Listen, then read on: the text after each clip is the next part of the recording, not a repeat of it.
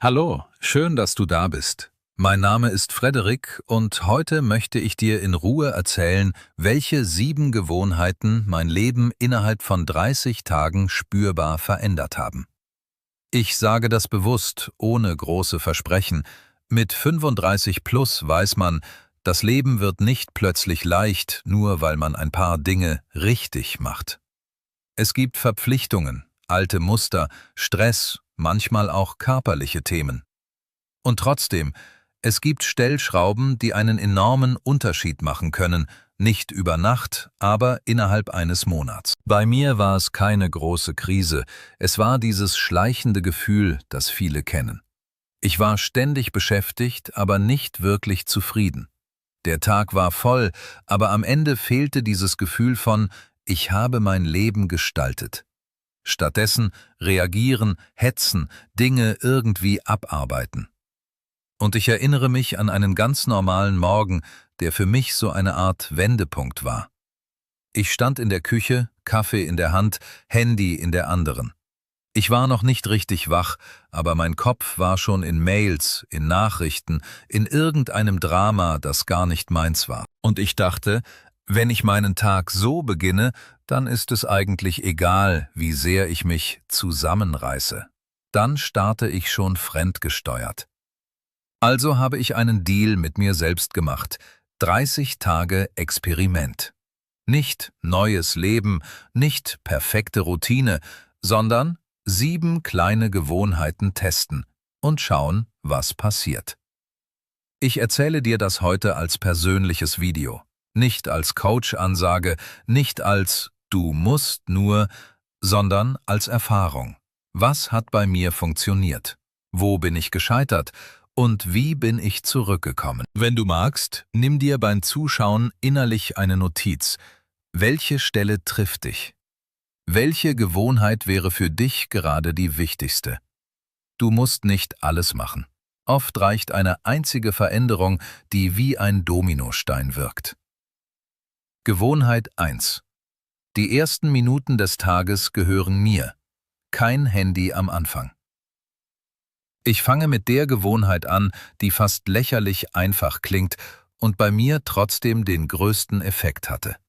Morgens kein Handy in den ersten Minuten. Ich war früher jemand, der morgens nur kurz aufs Handy schaut. Wirklich nur kurz. Wetter, Nachrichten, Mails, 2 Messages beantworten, damit es aus dem Kopf ist. Das Problem war, es war nie nur kurz. Und selbst wenn es kurz war, hat es etwas mit mir gemacht. Du kennst das vielleicht. Du schaust 5 Minuten aufs Handy und danach fühlst du dich irgendwie unruhig. Als ob dein Kopf schon arbeitet, bevor du überhaupt in deinem Körper angekommen bist. Bei mir war es wie eine geistige Überfüllung direkt nach dem Aufwachen.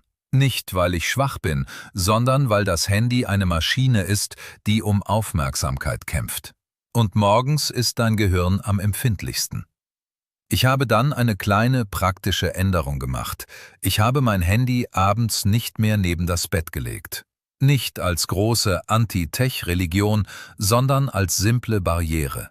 Ich habe es in einen anderen Raum gelegt oder zumindest so, dass ich aufstehen muss, um es zu holen. Und morgens habe ich mir einen Satz gesagt, erst ich, dann die Welt. Was mache ich stattdessen? Ganz ehrlich, oft gar nichts Besonderes. Ich stehe auf, trinke Wasser, schaue aus dem Fenster. Ich mache mir Kaffee, ich bewege mich langsam und manchmal sitze ich einfach 2 Minuten still da. Die ersten Tage waren komisch. Da merkst du nämlich, wie stark der Reflex ist. So ein kleiner innerer Zug, guck doch kurz. Und da habe ich etwas Interessantes über mich gelernt. Ich wollte nicht Information, ich wollte Beruhigung. Dieses Gefühl, ich habe alles im Griff, ich bin informiert, ich verpasse nichts. Aber in Wahrheit habe ich mir damit morgens Stress gekauft. Nach ungefähr einer Woche hat sich etwas verändert. Ich war nicht mehr sofort im Außen. Ich hatte morgens wieder so eine Art inneren Raum. Und das klingt esoterischer, als ich es meine. Es ist einfach dieses Gefühl, ich komme erst bei mir an, bevor ich mich auf die Welt schalte. Ein Beispiel. Es gab einen Morgen, da hatte ich einen vollen Tag, wichtige Termine, einiges stand auf dem Spiel. Früher hätte ich direkt Mails gecheckt. Stattdessen Wasser, kurz am Fenster stehen, ein paar tiefe Atemzüge. Und ich habe gemerkt, das nimmt die Probleme nicht weg, aber es gibt mir einen anderen Startpunkt. Nicht Panik, sondern Klarheit. Und ja, ich bin auch gescheitert, mehrmals. Gerade an stressigen Tagen greift man automatisch wieder zum Handy. Der Unterschied war, ich habe aufgehört, mich dafür fertig zu machen. Ich habe mir einfach gesagt, okay, zurück zur Gewohnheit. Handy weg, Wasser, einmal atmen, weiter. Wenn du das testen willst, hier meine ruhige Empfehlung. Mach es nicht heroisch, mach es einfach praktisch. Leg das Handy abends so hin, dass du morgens nicht automatisch danach greifst. Und ersetze den Impuls durch etwas Kleines. Wasser trinken, ans Fenster, 2 Minuten sitzen. Das Ziel ist nicht perfekte Morgenroutine. Das Ziel ist, du startest deinen Tag nicht als Reaktion. Gewohnheit 2. Bewegung als Reset. Nicht Sport, sondern Körper an. Die zweite Gewohnheit hat mir geholfen, aus dem Kopf zurück in den Körper zu kommen. Jeden Tag kurze Bewegung. Nicht als Sportprogramm, als Reset. Ich hatte lange dieses Alles-oder-Nichts-Denken. Entweder ich mache richtig Sport, also mit Plan, Zeit, Motivation, oder ich lasse es eben. Und das Ergebnis war, ich habe es oft gelassen. Mit 35 plus ist das besonders tückisch.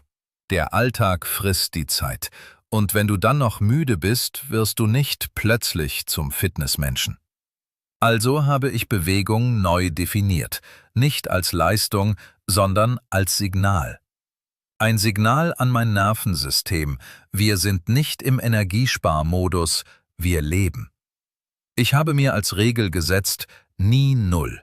Jeden Tag irgendetwas, das den Kreislauf ein bisschen hochbringt. Manchmal ein Spaziergang, manchmal 10 Minuten zügig gehen, manchmal dehnen, manchmal ein paar Kniebeugen und Liegestütze. Oft ganz simpel. Und hier eine Szene, die ich sehr gut erinnere. Ich saß am Schreibtisch und habe gemerkt, wie ich innerlich zäh werde. Ich starre auf den Bildschirm, ich klicke rum, ich bin nicht wirklich da.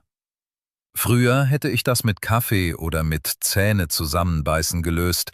Stattdessen bin ich raus. 10 Minuten. Keine Musik, kein Podcast, einfach gehen. Ich kam zurück und war nicht neu geboren, aber ich war wieder verfügbar. Meine Gedanken waren sortierter, ich konnte wieder anfangen. Das ist etwas, was viele unterschätzen.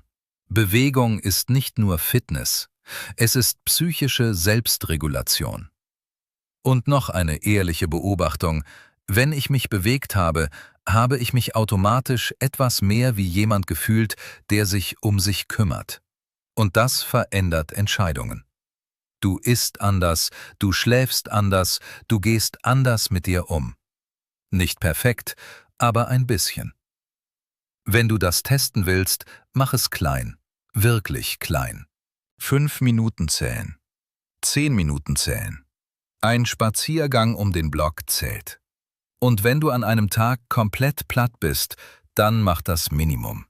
Einmal aufstehen, Schultern kreisen, kurz dehnen, 2 Minuten gehen. Nicht, weil das Training ist, sondern weil du deinem Gehirn sagst, ich mache etwas, ich bleibe nicht stehen. Gewohnheit 3. Eine wichtigste Sache pro Tag, sonst wirst du fremdgesteuert. Die dritte Gewohnheit war für mich der Unterschied zwischen beschäftigt und wirksam. Jeden Tag eine wichtigste Sache definieren und sie wirklich angehen. Ich kenne viele Menschen 35 plus, die wahnsinnig viel schaffen und trotzdem innerlich das Gefühl haben, nicht voranzukommen. Warum? Weil man oft nur das macht, was dringend wirkt. Mails, Nachrichten, Kleinkram, organisieren, Feuerwehr spielen. Bei mir war das auch so. Ich habe den Tag häufig mit Kurzmails begonnen. Und Kurzmails ist eine Lüge, die man sich selbst erzählt, weil da immer etwas ist. Und sobald du im Reaktionsmodus bist, bleibt das Wichtige liegen. Ich habe mir deshalb morgens eine Frage gestellt. Wenn ich heute nur eine Sache schaffe, welche macht in 30 Tagen den größten Unterschied? Und dann habe ich versucht, diese Sache möglichst früh am Tag zu starten. Nicht, weil ich ein Produktivitätsguru sein wollte, sondern weil ich weiß, je später der Tag, desto mehr Müdigkeit, desto mehr Störungen, desto weniger Willenskraft. Und hier kommt etwas sehr Persönliches. Ich habe gemerkt, dass Prokrastination bei mir selten Faulheit war. Es war oft emotionale Vermeidung. Die wichtigste Sache ist meistens nicht die schwerste, aber die, die innerlich Widerstand auslöst.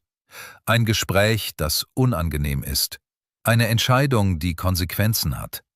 Eine Aufgabe, bei der man sich bewerten lassen muss. Eine Sache, bei der man Angst hat, nicht gut genug zu sein.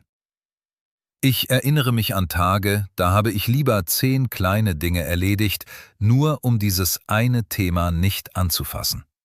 Und abends war ich müde, aber nicht zufrieden. Dann habe ich mir eine Technik angewöhnt.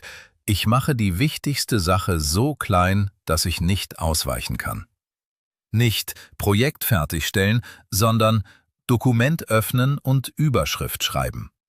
Nicht Finanzen sortieren, sondern Kontoauszug öffnen und 5 Minuten schauen. Nicht Gespräch führen, sondern Nachricht formulieren und Termin vorschlagen. Und oft passiert dann etwas. Der Start ist das Problem, nicht die Arbeit. Was sich nach ein paar Wochen verändert hat. Ich habe mich abends öfter respektiert. Nicht, weil alles perfekt lief, sondern weil ich wusste, ich habe nicht nur reagiert, ich habe gestaltet. Wenn du das testen willst, nimm dir einen Satz mit. Eine Sache, dann erst der Rest. Und wenn du Kinder hast, einen anspruchsvollen Job oder Pflege in der Familie, dann mach diese eine Sache klein. 10 Minuten reichen. Es geht um Identität. Du bist jemand, der das Wichtige nicht komplett verliert. Gewohnheit 4. Diät fürs Gehirn. Aufmerksamkeit ist dein Kapital. Die 4. Gewohnheit war die unangenehmste, aber eine der stärksten. Ich habe meinen Konsum von Social Media, News und nebenbei Internet begrenzt. Nicht aus Moral, sondern aus Selbsterkenntnis. Ich habe gemerkt, ich war abends oft erschöpft, ohne dass ich körperlich viel gemacht hätte. Und wenn ich ehrlich war, lag das an mentalem Lärm.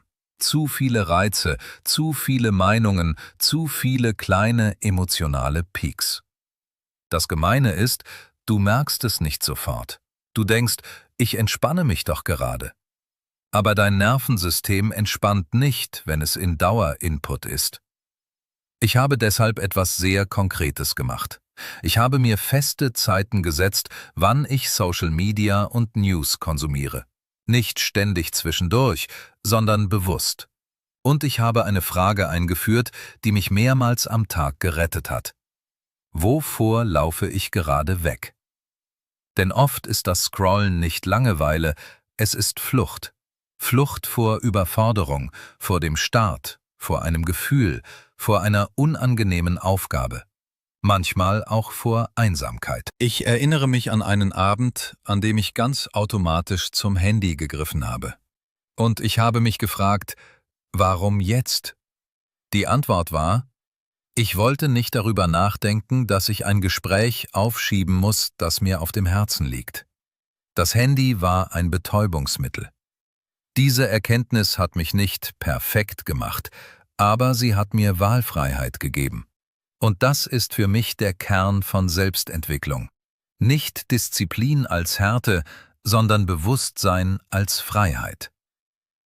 Praktisch hat mir geholfen, Benachrichtigungen aus, die meisten sind nicht nötig, Handy nicht auf dem Tisch, wenn ich arbeite oder esse. Social Media nicht als Lückenfüller zwischen 2 Aufgaben.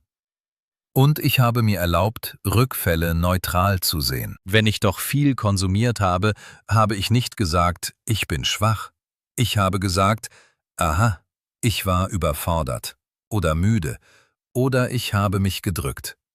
Und dann konnte ich etwas ändern, ohne mich zu verurteilen. Wenn du 35 plus bist, ist das besonders relevant, weil wir nicht nur Zeit verlieren, wir verlieren Präsenz. Du sitzt im Feierabend und bist trotzdem innerlich im Dauerinput. Und irgendwann fühlst du dich leer. Diese Gewohnheit hat mir wieder Ruhe gegeben und diese Ruhe hat andere Gewohnheiten erst möglich gemacht. Gewohnheit 5. Jeden Tag lernen. Klein, praktisch, ohne Drama. Die 5. Gewohnheit hat sich bei mir wie Selbstrespekt angefühlt. Jeden Tag ein kleines Stück lernen oder üben. Ich hatte früher oft dieses Gefühl, ich müsste eigentlich mich weiterentwickeln, eigentlich dranbleiben, eigentlich nicht stehen bleiben. Und dieses eigentlich ist wie ein stiller Vorwurf. Also habe ich es umgedreht, nicht ich müsste, sondern ich mache jeden Tag einen Mini-Schritt. Wichtig war, ich habe nicht 10 Themen gleichzeitig gemacht. Ich habe mir einen Bereich ausgesucht, der mir wirklich etwas bringt. Und dann habe ich den Anspruch runtergesetzt, nicht perfekt, sondern konsequent. Ich erzähle dir eine kleine Geschichte, weil sie so typisch ist. Es gab einen Abend, an dem ich müde war. Ich hatte keine Lust, irgendwas zu lernen, und mein Kopf wollte den einfachen Weg: Sofa, Handy, irgendwas schauen. Dann habe ich mir gesagt, okay, nur 5 Minuten, nur anfangen, nur öffnen.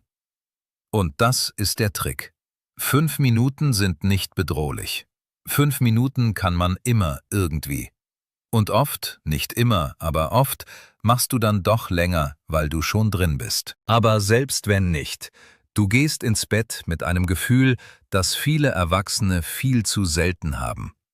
Ich habe mein Wort gehalten. Nach 30 Tagen ist da noch kein Meisterwerk. Aber da ist Momentum. Du bist wieder jemand, der wächst, nicht nur jemand, der Pflichten erfüllt. Das verändert auch dein Selbstbild. Du hörst auf, dich innerlich als zu spät dran zu fühlen. Du bist wieder in Bewegung. Wenn du das testest, hier mein ruhiger Rat: Weniger konsumieren, mehr anwenden. Ein kleiner Notizzettel, 3 Sätze aufschreiben, eine Übung machen, ein Mini-Projekt. Denn Lernen fühlt sich erst dann gut an, wenn du merkst, es wird Teil von dir. Gewohnheit 6. Kurzer Abend-Check-in, damit die Tage nicht verschwimmen. Die 6. Gewohnheit war der Klebstoff für alles, ein kurzer Abend-Check-in. Mit 35 plus passieren Wochen manchmal wie in Zeitraffer. Du machst so viel und trotzdem hast du das Gefühl, es bleibt nichts hängen. Nicht, weil du nichts erlebst, sondern weil du es nicht verarbeitest. Ich habe mir abends 5 kurze Sätze angewöhnt, kein Roman, kein „Ich muss jetzt tiefgründig sein“, einfach: Was war heute gut, was war heute schwierig, was habe ich gelernt, wofür bin ich dankbar, was ist morgen die eine wichtigste Sache, warum das wirkt. Es macht aus einem Tag wieder eine Geschichte, die du verstehst. Du erkennst Muster. Du merkst, welche Menschen dir Energie geben und welche dich auslaugen. Du siehst, welche Aufgaben dich immer wieder blockieren. Und du merkst, worauf du stolz sein kannst, auch wenn der Tag nicht perfekt war. Ich erinnere mich an einen Tag, an dem ich abends dachte, das war komplett für die Tonne.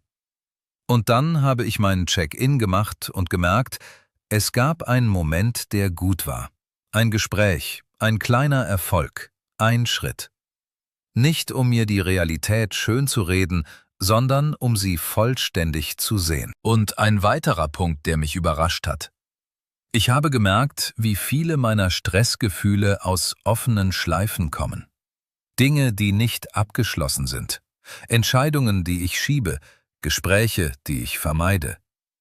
Wenn ich das abends notiere, ist es nicht mehr so diffus, es wird greifbar und dadurch weniger bedrohlich. Wenn du sagst, ich bin nicht der Tagebuchtyp, war ich auch nicht. Ich habe es nicht als Tagebuch gesehen, sondern als mentale Hygiene, so wie Zähneputzen für den Kopf. Und auch hier, wenn ein Tag chaotisch ist, reicht das Minimum. Ein Satz, was war gut? Ein Satz, was ist morgen wichtig? Fertig. Konstanz schlägt Perfektion. Gewohnheit 7. Schlaf als Fundament. Nicht perfekt, aber geschützt. Die 7. Gewohnheit ist unsexy, aber sie entscheidet über alles. Schlaf. Ich habe Schlaf früher behandelt wie etwas, das übrig bleibt. Wenn alles erledigt ist, dann schlafe ich. Das Problem, es ist nie alles erledigt. Im 30-Tage-Experiment habe ich Schlaf nicht perfekt gemacht, aber ich habe ihn wichtiger gemacht. Und ich habe aufgehört, mich damit zu belügen, dass ich schon irgendwie klarkomme. Klar kommt man irgendwie klar, aber die Qualität des Lebens leidet. Ich habe 2 Dinge verändert. Erstens, eine Art Landung am Abend, nicht bis zur letzten Minute. Input, Arbeit, Bildschirm, Diskussionen, Drama. Ein bisschen runterfahren. Licht weniger hell, Handy weg, so gut es geht. Manchmal nur 10 Minuten, aber bewusst. Zweitens, ein halbwegs stabiler Rhythmus beim Aufstehen. Nicht militärisch, aber so, dass mein Körper wieder weiß, wann Tag ist. Und ich sage dir ehrlich, das war für mich emotional schwer, weil der Abend oft die einzige Zeit ist, in der man endlich mal für sich ist. Dann will man noch etwas schauen, noch etwas lesen, noch kurz am Handy sein. Ich kenne das sehr gut. Was mir geholfen hat, war ein Perspektivwechsel. Ich habe mich gefragt, will ich heute Abend eine Stunde mehr oder will ich morgen einen besseren Tag? Und manchmal habe ich trotzdem die Stunde mehr gewählt. Aber immer öfter habe ich mich für morgen entschieden. Nach ein paar Wochen habe ich gemerkt, wenn Schlaf besser wird, wird alles leichter. Nicht nur die Laune, auch Disziplin, Geduld, Fokus, der Umgang mit Menschen, die Fähigkeit, nicht sofort gereizt zu reagieren. Schlaf ist nicht Luxus, Schlaf ist Selbstführung. Was sich nach 30 Tagen wirklich verändert hat, ohne Märchen. Nach 30 Tagen war mein Leben nicht plötzlich neu, aber es war klarer, ruhiger, stabiler. Ich hatte weniger dieses gehetzte Gefühl, ich war weniger reaktiv, ich hatte mehr Momente, in denen ich wirklich da war. Und ich hatte etwas, das ich lange unterschätzt habe: Vertrauen in mich selbst. Weil ich mir jeden Tag bewiesen habe, ich kann kleine Dinge konsequent tun. Ich kann mich korrigieren, ohne mich zu beschimpfen. Ich kann zurückkommen, wenn ich abdrifte. Und das ist für mich der wichtigste Punkt. Der Unterschied ist nicht, ob du dich mal gehen lässt. Das passiert. Der Unterschied ist, ob du zurückfindest. Schnell, freundlich, ohne Drama. Ich habe mir angewöhnt, schlechte Tage nicht als Niederlage zu sehen, sondern als Teil des Systems. Wenn ein Tag schlimm war, habe ich gesagt, okay, heute nur Minimum. Kein Handy am Morgen, vielleicht nicht perfekt, aber wenigstens 2 Minuten. Bewegung, 5 Minuten. Wichtigste Sache, 10 Minuten. Abend-Check-in, 2 Sätze. Schlaf, heute so gut es geht. Und dadurch ist die Kette nicht gerissen. Wie du das als 35-Plus-Mensch realistisch ausprobieren kannst. Wenn du jetzt denkst, klingt gut, aber ich habe nicht die Energie für 7 Gewohnheiten, dann ist die Antwort, musst du nicht. Such dir eine, die gerade den größten Hebel hat. Wenn du morgens schon gestresst bist, handyfreier Start. Wenn du dich träge und schwer fühlst, kurze Bewegung. Wenn du dich fremdgesteuert fühlst, eine wichtigste Sache. Wenn du mental voll bist, Aufmerksamkeitsdiät. Wenn du dich festgefahren fühlst, täglich lärmen. Wenn deine Wochen verschwimmen, Abend-Check-in. Wenn alles anstrengend ist, Schlafschützen. Und mach es als Experiment. 30 Tage. Nicht als neues Ich, sondern als Test. Was passiert, wenn du dich jeden Tag ein bisschen besser führst? Wenn du willst, kannst du dir einen einfachen Satz merken, der alles zusammenfasst. Ich mache es klein, aber ich mache es. Abschluss. Wenn dir dieses Video etwas gegeben hat, schreib mir gerne in die Kommentare, welche von den 7 Gewohnheiten würdest du als erstes testen und warum genau die? Und wenn du möchtest, mache ich als nächstes ein Video darüber, wie ich diese Gewohnheiten in stressigen Wochen halte, also wenn wirklich viel los ist, wenn die Motivation weg ist, wenn der Alltag drückt. Mein Name ist Frederik. Danke, dass du dir die Zeit genommen hast. Wir sehen uns im nächsten Video.